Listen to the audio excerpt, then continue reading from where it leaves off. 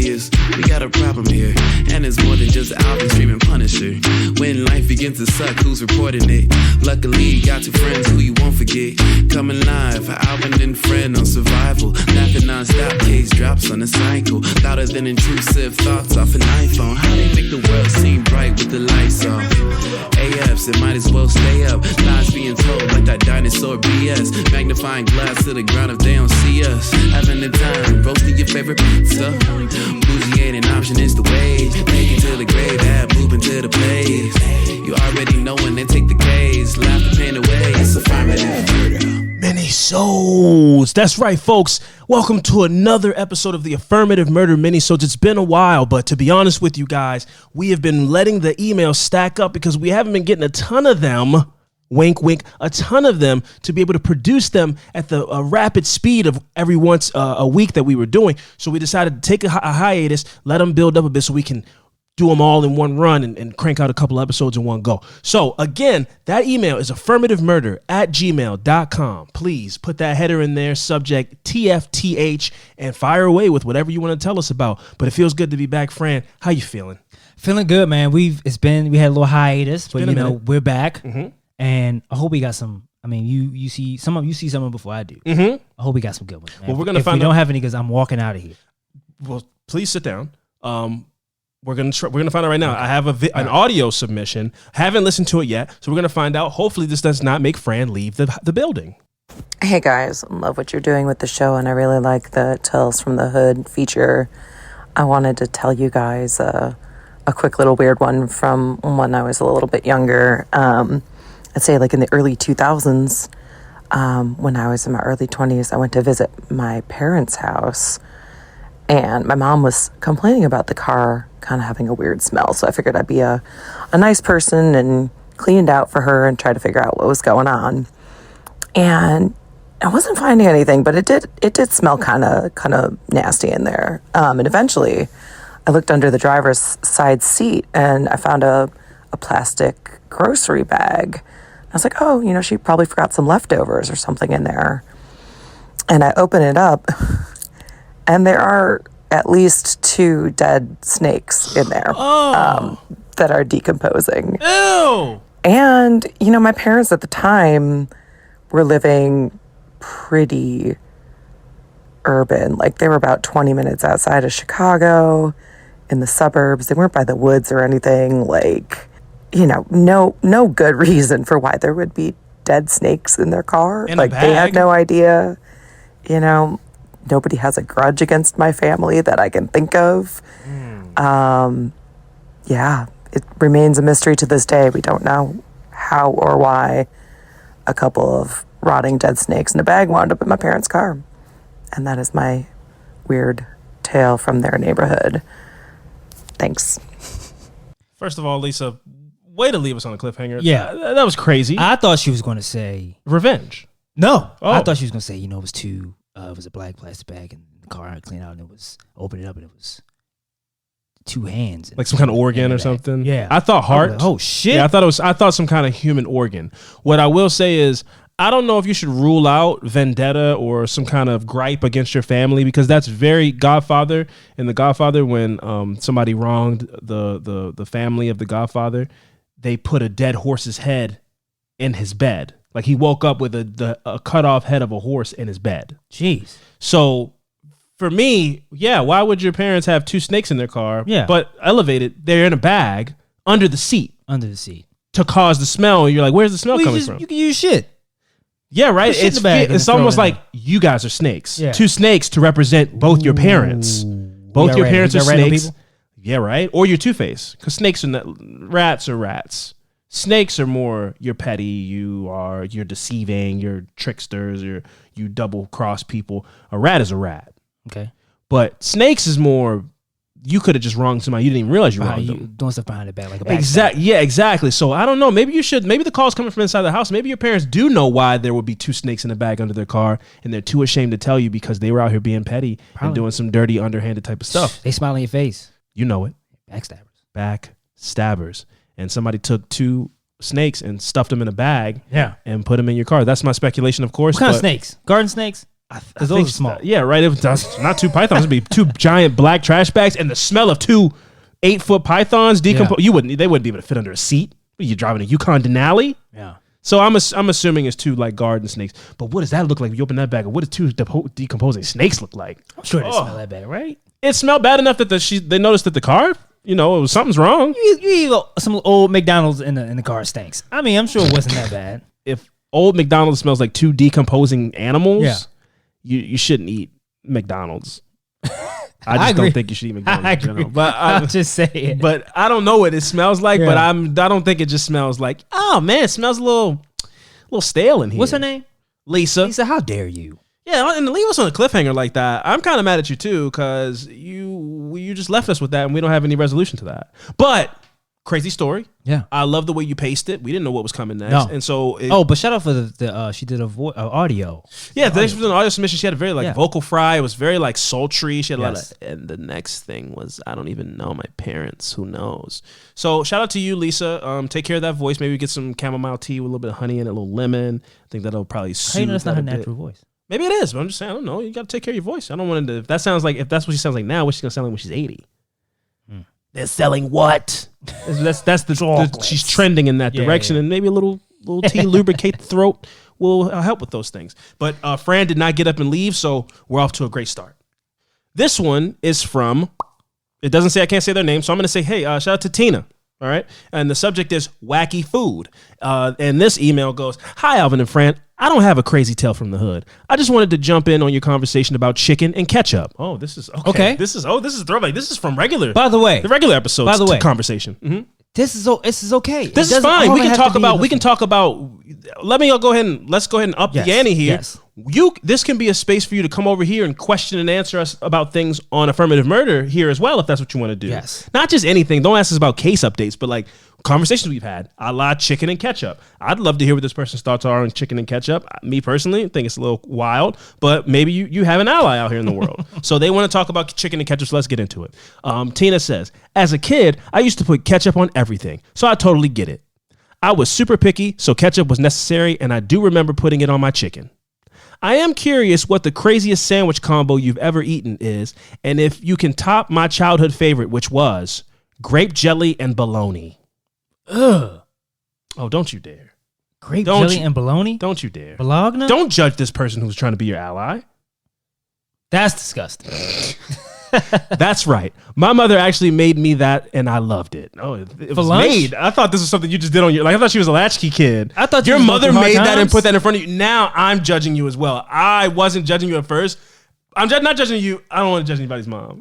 That's mean. But your mom making you a bologna and jelly sandwich is crazy. No, that's supposed to be a struggle meal. Or like not even struggle. Like you just made it up. Like you're supposed to find that out by accident. Like. The bologna, we didn't have cheese for the bologna and we didn't have peanut butter for the jelly. So I just tried something one day and I like it. And everybody looked at me weird. It's cool. But for your mom to be like, I packed you your favorite sandwich, jelly and bologna, is kind of wild. Or the fact that your mom turned you on to it, like your mom slid that across the table to you, like here in a glass of milk. You're like, what is this? Just jelly and bologna sandwich. Are you still? It's sweet and savory though. It today? It's sweet. Oh, probably for nostalgia's sake. I bet she does. But we'll find out because we're gonna keep reading. But I'm talking about it's like almost like charcuterie boards. Like you eat like some kind of jam with a salami, or some kind of cheese with a little bit of a jam and some meat. Like I get the savory sweet combination. But that's a little dab. Yeah, not a whole sandwich. No, it's not a. Listen, I'm trying to give her a olive branch, man. That's crazy. You're right. I do it on a little toast crostini. Yeah, not a whole ass sandwich. She goes on to say, I didn't even know how disgusting it was until one day I was getting into my aunt's car and my mom asked what I wanted for lunch when I got home. I yelled out bologna and jelly, and the whole car just looked at me like I was crazy. As they should. Yeah. As for turkey, I don't love it, but I can eat it with homemade cranberry sauce. When I was a kid, you got back on your side? Yeah. Okay. I mean, that's turkey cranberry sauce sandwich is just as crazy as a bologna bologna and jelly sandwich to me. With that. You got Fran back on your side. Even though you came here to be on his side, he immediately judged you, and now you know something? You're starting to win him back over. So when I was a kid, my uncle used to take leftover Thanksgiving turkey, mix it with chopped black olives. I'm gonna fucking throw up. And mayo, and make sandwiches. I just hate olives, so everything else is crazy. Like a turkey sandwich is fine. I just don't like olives. Those were pretty damn good. As for sauce, my husband puts sauce on everything. It doesn't matter what it is as long as it's sauce. I made fried rice the other day, and he put barbecue sauce on it. I used to get so irritated, but what are you gonna do? Not eat it? Yeah, like first of all, it's like conflicting cultures. Like you slide Barbecue sauce on fried rice. Is it Sweet Baby Ray's? That's what I was gonna ask. Like. I mean, you can put Sweet Baby Ray's on anything. Anything. But fried rice is kind of wild. Like, we got to find limits to the Sweet Baby Ray's. We can't put Sweet Baby Ray's on everything, even though technically you can. It complements any meal. Right. But putting barbecue sauce on fried rice is crazy. I thoroughly enjoy your podcast. You guys are so well spoken. Thank you. You have a great sense of humor, and you are super sharp.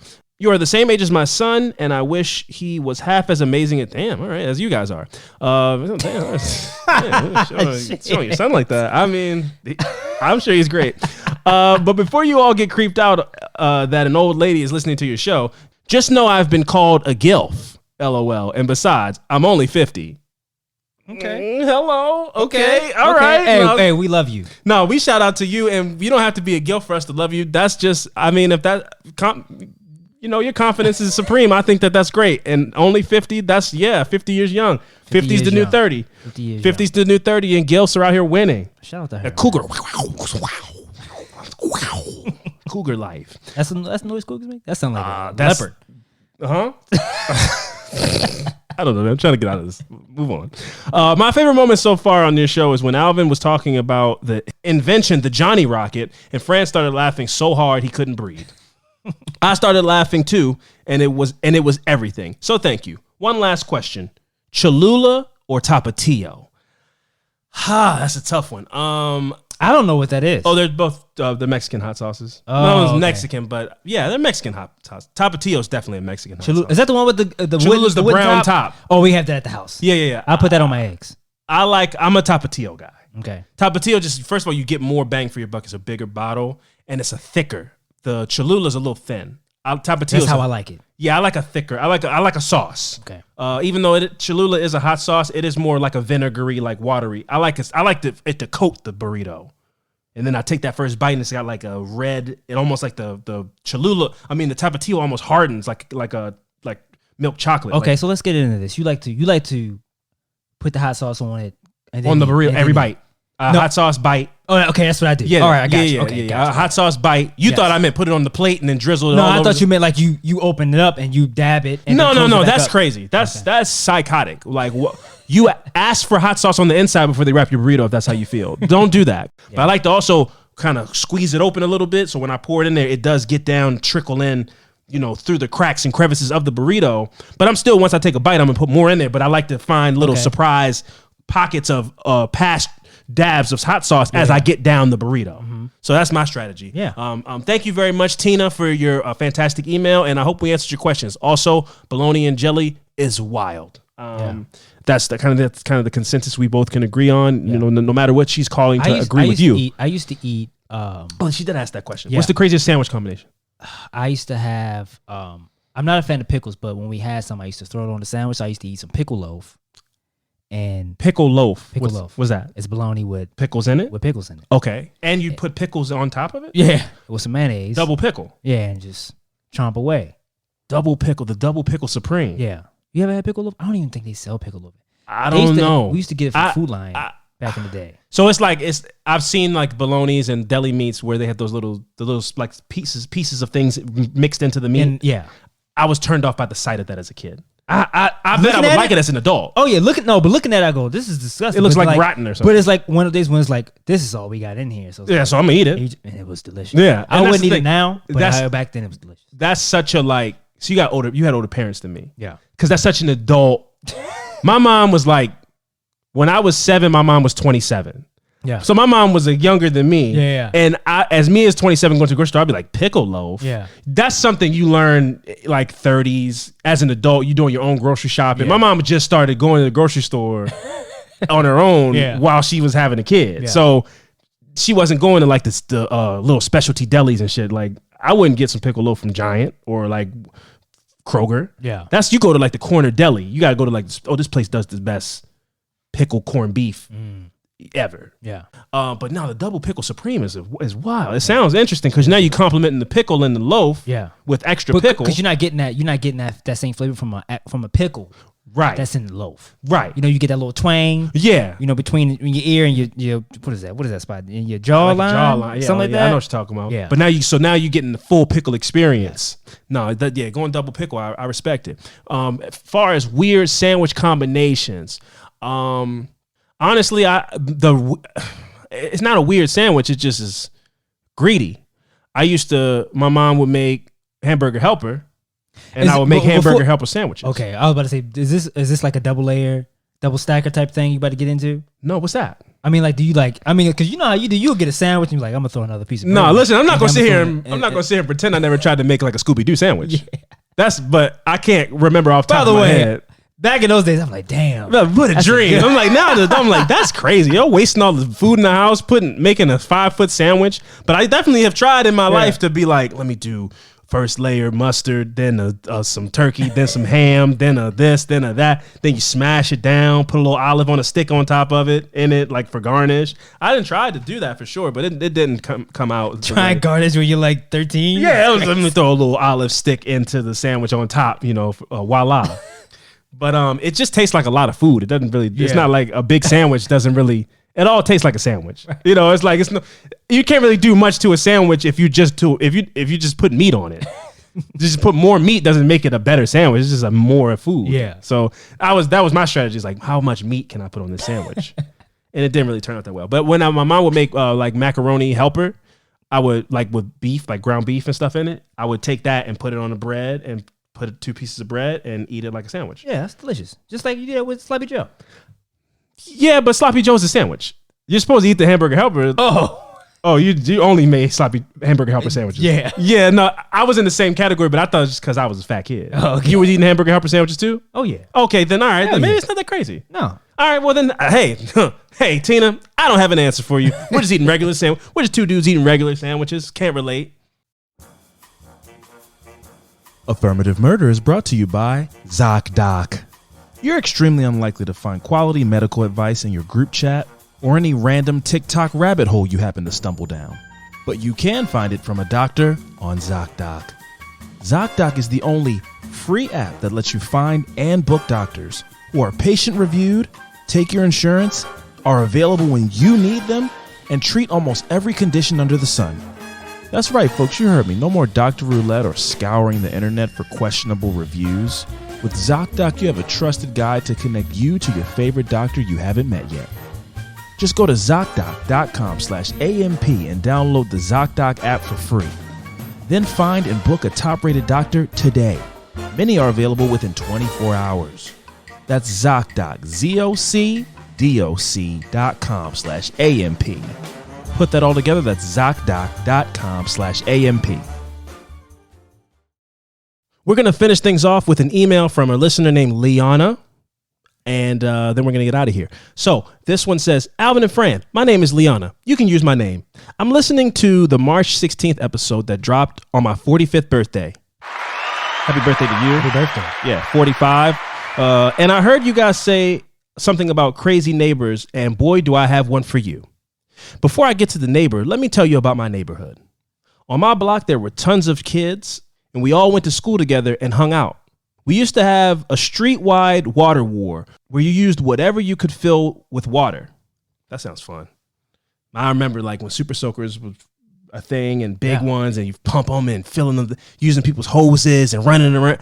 Man, kids just don't have fun. No, fun isn't fun like it used to be. All these kids are playing Fortnite and Roblox and Minecraft and going outside and just shooting somebody in the face with a high pressure water hose.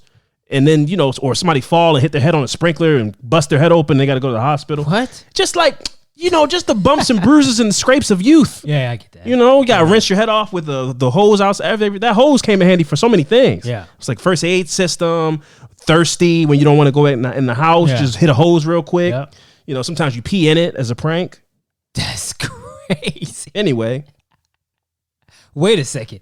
Why are you peeing people's water hose, man? Because then your enemies, when they go to quench their thirst because they don't want to go inside, then the first couple sips is pee. It's gross. Take that. In your face. No one on the street was safe. We used to have snowball wars and Foursquare tournaments. So yeah, just talking about, the youth and play. Everybody would play together. It was like football and, baseball and snowball fights. Yeah, that kind of stuff is more. Man, getting hit in the face with a snowball. Oh, an slushy ice one? Or hitting somebody. Sometimes you throw one perfectly. You don't even know, like, who the fuck am I? You put some curves. One time I threw a snowball in a kid's mouth. I ran home so fast. I got hit in the face. Because it was at school. I didn't want to get in trouble. I got hit in the face. Somebody moved in front of me. So I didn't even. Oh, so they got assassinated right in front of you? I didn't even see it coming. Oh, it still me. hit you. Yeah. Oh, they moved. okay. It was in front and they moved at the last second. Oh shit, yeah, just catch you off guard. Man. Yeah. I'll never forget that. No, it's some snowballs you never forget. Yeah. Sometimes it's packed with ice, hit you right in your eye socket. And you just feel that pain to this day. That cold. Like she's saying, continue to paint the picture. We would walk to school together in a big group. We would get slices from Susie's and orange sodas and penny candy at the bar. This sounds like fucking Stand By Me or something like that. Yeah, right? Man, it makes me miss youth. All of us except the kids who lived right next door to my house. Our houses were so close that we could see into their backyard from the upstairs window. That becomes an important part later. The family had a dad, a mom, and an older daughter and a younger son. The daughter was about 4 years older than my twin sister and I, and the son was about 4 years younger. Now to the crazy. For some reason, there were a lot of flies on my street in the late 80s and early 90s. That's a real... Oh, I'm sorry. For some reason, there were a lot of fires on my street in the late 80s and 90s and the early... I was like, what a weird thing to remember, that your street was full of flies. She wrote this in really small print. Please back me up, friend. I'm trying my best. This is so small, it's giving me a headache. But it's not flies, it's fires.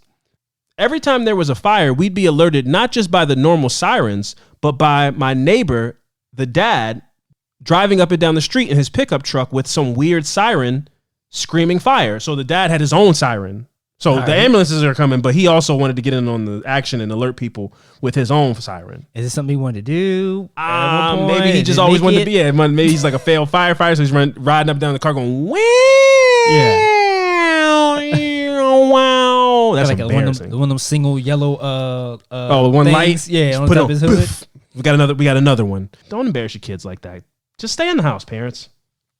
So we got used to it. He would basically make it seem as if he worked with the fire department. That's impersonating some kind of official. That doesn't seem like that's legal. I'm 99% sure he did not. He'd run up and down the street patrolling on foot, sometimes draped in a flag, not an American flag, but a flag of his tribe. Oh, I don't know what that is. Not an American flag, a Nazi flag. Confederate flag. Yeah, a Confederate flag, but a flag from his tribe. So I don't know if he's Native American or what. He'd even help with the fire hoses. I'm not sure how much he was of a help is what she means. How much he was helping. They didn't keep their yard clean, so the front was literally full of garbage. Okay. The back was also full of garbage as well. We'd come to find that they had spoiled rotting meat back there. Garbage pickup was free back then, and all you had to do was set it out on the curb. They put it everywhere but the curb. That yard stunk. In the summer, we couldn't open the windows on that side of the house. The mom used to sunbathe naked in the backyard that was not fully private. You could see straight back to where she would lay from the street. We could see her from our upstairs window, and I failed to mention that she sunbathed on the roof of their house. Jesus Christ, that's trashy. The daughter did not have the best self-esteem. All right, damn. And was an attention seeker. I now know the things that she did were cries for help. She offered my sister's boyfriend's brother money to have oral sex with him. What? Wow. God bless her. Wow, she would offer him money to blow him, is what she's saying.